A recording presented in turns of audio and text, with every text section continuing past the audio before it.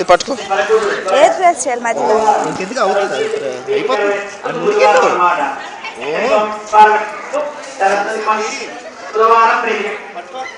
నడి తీసుకొని కార్యక్రమం ప్రారంభించారు.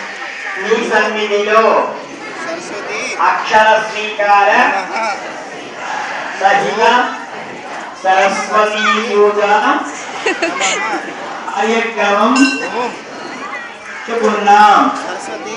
తద్వారా ఈ బాల బాలికలు జీవితంలో స్థిరపడి